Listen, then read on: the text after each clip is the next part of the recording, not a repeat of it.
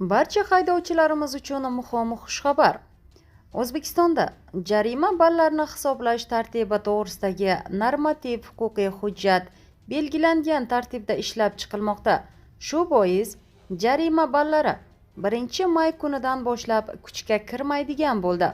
Bu haqida Ichki ishlar vazirligi Jamoat xavfsizligi departamenti yo'l harakat xavfsizligi xizmati xabar berdi.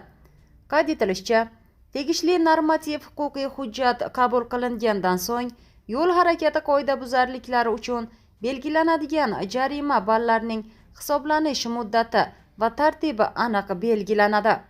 Eslatib o'tamiz, 20-mart kuni hukumatning yo'l harakati qoidabuzarliklarini jarima ballari asosida baholashga oid yo'l harakati qoidabuzarliklarini jarima ballari asosida baholash tizimini joriy etish to'g'risidagi qaror loyihasi e'lon qilinganda, qaror muhokamasi joriy yil 4-aprelgacha davom etishi, 1-maydan e'tiboran kuchga kirishi belgilanganda